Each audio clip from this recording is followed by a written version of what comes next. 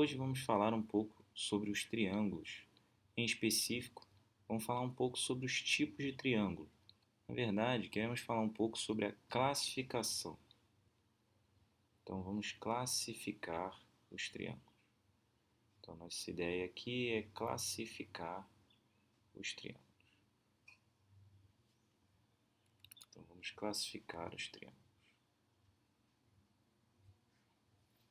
Muito bem. Existem dois tipos de classificação. A primeira delas diz respeito aos lados de um triângulo. Então, temos aqui um triângulo com vértices A, B e C, e cujas medidas podemos chamar de M, N e P, de modo que AB vale N, AC vale M e BC vale P. Se um triângulo tem os três lados de medidas diferentes, aqui listados por cores diferentes e nomes diferentes, então ele é chamado de escaleno. Então, um triângulo com todos os lados diferentes é chamado de escaleno. Uma propriedade dos triângulos escalenos é que todos os ângulos internos têm medidas diferentes. Então, esse aqui que está oposto ao lado roxo, vou marcar de roxo. Ele tem uma medida que podemos chamar de roxa, por exemplo. Então, esse ângulo aqui vale roxo. Esse que está oposto ao amarelo, vamos marcar de amarelo. Então, esse tem uma medida diferente desse, por ter cor diferente. E o último, de azul, por estar oposto a um lado azul, e também tem uma medida diferente. Então, podemos dizer, por exemplo, que os três ângulos têm medidas x, y e z. Três ângulos de medida diferente, com lados de medida diferente. Esse triângulo é chamado de escaleno. Então, lados diferentes e ângulos internos diferentes. Repare que isso vai implicar ângulos externos diferentes também. Muito bem. O segundo triângulo tem um par de lados iguais. Então, se possuir um par de lados iguais, então aqui, ó, um par de lados congruentes.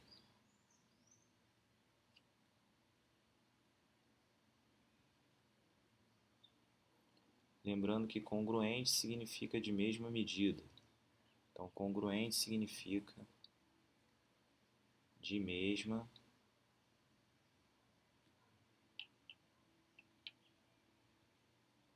medida. Então, se um triângulo tem dois lados com medidas iguais, então significa que esse triângulo é chamado de isósceles. Então, esse é um triângulo chamado de isósceles.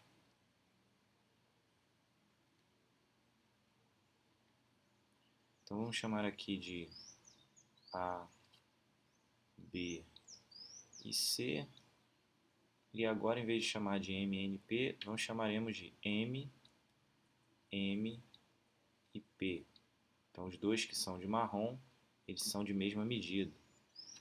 Isso vai levar a uma consequência importante. Então, o que está oposto aqui ao lado marrom, eu vou marcar como um ângulo marrom. Então, esse ângulo aqui, ó, deve ter a mesma medida que esse aqui, pelo fato do triângulo ser isósceles. E o ângulo de cima, eu vou marcar de verde, ele pode ou não ter uma medida diferente. Repare que aqui não diz que é apenas um par, diz que temos um par de lados congruentes. Então, esse último pode ou não ter uma medida diferente. Como aqui P estamos supondo diferente de M, então esse ângulo eu estou supondo diferente dos de marrom. Ok? Então, se temos um par de lados congruentes, temos também um par de ângulos congruentes. Em geral, o lado não congruente é chamado de base. Em geral,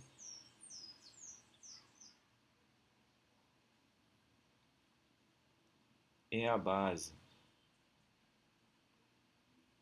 Mas para um triângulo, qualquer lado pode ser a base. Em geral, chamamos de base o lado que não é igual. E o ângulo que não é igual, em geral, chamamos de ângulo do vértice. Então, quando você vir isso num problema, sabe que quando o problema diz ângulo do vértice, está se referindo ao ângulo oposto à base. Ok? Então, em triângulos isósceles, temos um par de lados iguais e os ângulos formados por dois lados, né, por um dos lados e a base, são iguais. Então, os ângulos de marrom são iguais e o de verde pode ou não ser diferente. O terceiro tipo de triângulo, ele tem os três lados iguais. Então, vamos chamar aqui de A, B e C. Esses três têm a mesma medida. Então, eu vou chamar aqui de A minúsculo. Na verdade, acho que eu vou chamar de M, M e M, só para manter o mesmo tipo de ideia. Esse triângulo é chamado de equilátero. Vou fazer de letra maiúscula, equilátero. Um triângulo que tem os três lados iguais é chamado de equilátero. Uma consequência disso é que, veja, como já vimos antes, quando um triângulo tem dois lados iguais, esses dois ângulos formados com o terceiro lado são iguais. Acontece que esse processo se repete entre esses dois, então aqui teremos que ter um ângulo também igual. Então os três ângulos são iguais. Três ângulos também iguais, ou seja, também congruentes. Certo? Então, no triângulo equilátero, os três lados têm a mesma medida e os três ângulos internos têm a mesma medida. Observe que isso faz com que necessariamente o triângulo equilátero seja isósceles.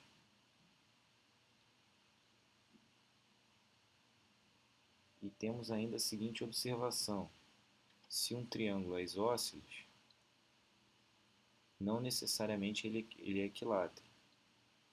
Então, todo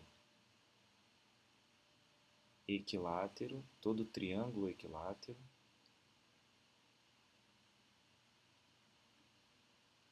é isósceles,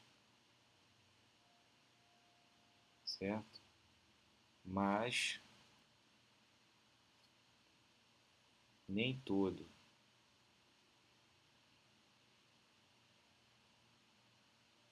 isósceles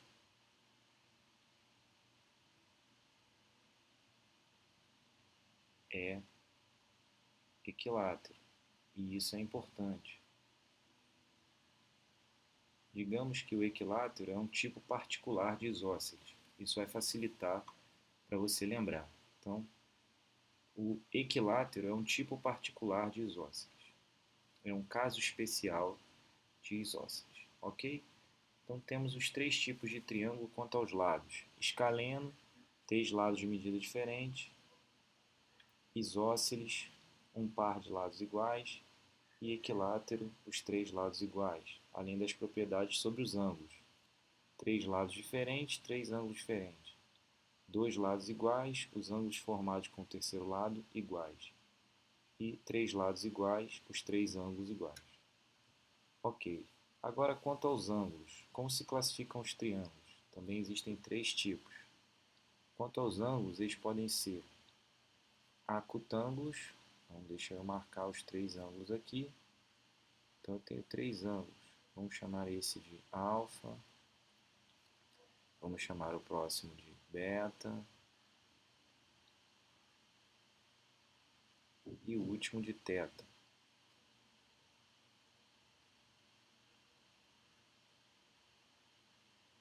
Se os três ângulos são menores que um ângulo reto,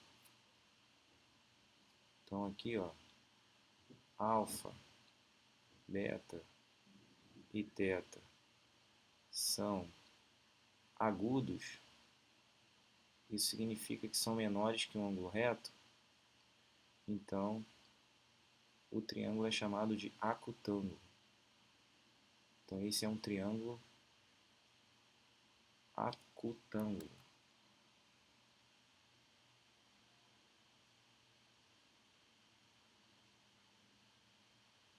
É um triângulo em que os três ângulos são agudos. menores que um ângulo reto. Se o ângulo reto estiver em graus, menores que 90 graus, certo? Então você tem 3 ângulos internos agudos. Se o triângulo tem um ângulo de 90 graus, ou seja, um ângulo reto, então ele é chamado de retângulo. Então esse é um triângulo retângulo, ou seja, ele possui um ângulo reto. Então aqui, ó, concluímos que ele possui um ângulo reto. Deixa eu escrever assim: ângulo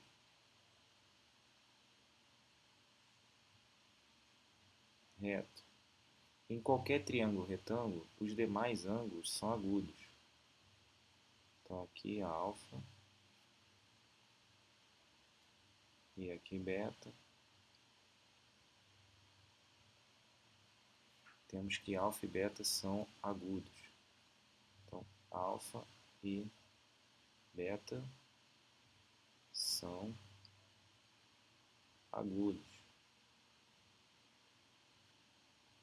Então o triângulo é retângulo quando possui um ângulo reto. Nesse caso representado aqui nesse vértice. Os outros dois são agudos, necessariamente.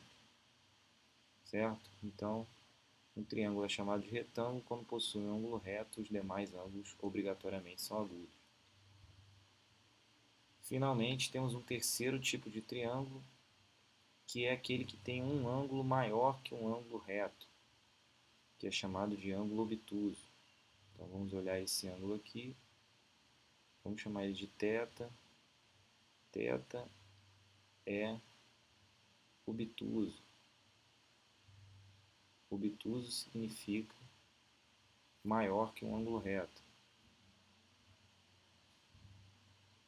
Maior que um ângulo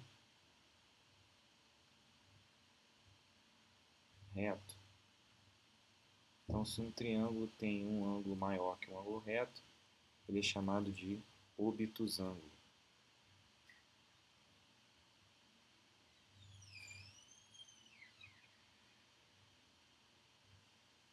Então, para identificar se um triângulo é obtusângulo, basta verificar se ele tem um ângulo maior que um ângulo reto. Consequentemente, os dois ângulos restantes devem ser agudos. Então, alfa aqui e beta devem ser agudos.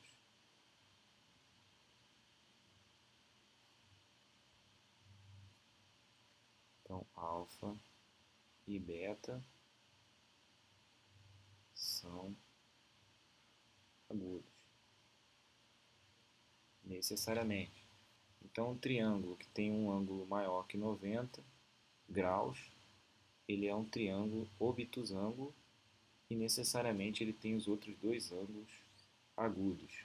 Se um triângulo tem um ângulo reto, é chamado de retângulo, e se o triângulo tem todos os ângulos agudos, é chamado de acutângulo. Ok? Essas são as duas classificações que dizem respeito a triângulos, quanto aos ângulos acutângulo, retângulo e obtusângulo, e quanto aos lados escaleno, isósceles e equilátero. Ok? É isso. Eu fico por aqui. Essa foi uma introdução a essa ideia dos triângulos e suas classificações, e a gente pode falar um pouco mais sobre isso depois, mostrando algumas propriedades, além das que já vimos, sobre esses tipos de triângulo. Até o próximo vídeo, espero que tenham gostado.